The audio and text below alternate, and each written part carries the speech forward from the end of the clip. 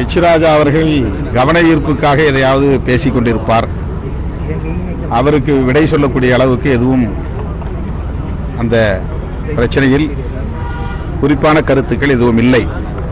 இது அவரே கற்பனை செய்து பரப்புகிற ஒரு அவதூறு. இதில் மேற்கொண்டு கருத்து சொல்ல எதுவும் இல்லை. சார், இந்து மத ஆன்மீக சொற்பொழிவாளர் சுபிசிவம் அவர் தொடர்ச்சியாக இந்து மதம் குறித்து போதனைகள் தெரிவிச்சுட்டு வராரு. அவர் முருகன் இல்லை, அதாவது தமிழ் கடவுள் முருகன், இதை இந்து கடலாக மாற்ற பார்க்குறான்ற கருத்து சொல்லியிருந்தாரு. இதுக்கு பாஜக தரப்பும் சரி, அதுக்கு ஆதரவானவர்கள் பயங்கரமான விமர்சனம் தெரிவிச்சிருந்தாங்க. அதோட உச்சகட்டமாக திரைப்பட இயக்குனர் மோகன்ஜி அவர்கள் அவர் சூரசம்காரம் செய்யணும், இந்த மாரி கருத்து பேசுகிறோம், இந்து விரோதிகள் சூரசம்காரம் செய்யணும்னு கருத்து சொல்லியிருக்காரு. இது எப்படி பார்க்குறேன்? தமிழ்நாட்டிலும் இப்போது இந்து அல்லாதவர் என்கிற அரசியலை வேகமாக திணிக்க பார்க்கிறார்கள்.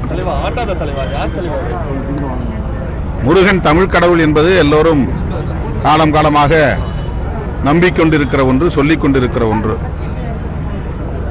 திரு சுவி சிவம் அவர்கள் இப்போது புதிதாக அதை சொல்லவில்லை. பல நூறாண்டுகளாக தமிழ் மக்கள் முருகனை தமிழ் கடவுள் என்றுதான் வணங்கி வருகிறார்கள், வழிபட்டு வருகிறார்கள். இதில் என்ன அவர் தவறாக சொல்லிவிட்டார் என்று தெரியவில்லை. தமிழ்நாட்டு அரசியல் களத்தை மதவாத அரசியல் களமாக மாற்றுகிற முயற்சியில் தொடர்ந்து பலர் ஈடுபட்டு வருகிறார்கள். இதற்கு தமிழ் மக்கள் இடம் கொடுக்க மாட்டார்கள், இடம் கொடுக்க கூடாது.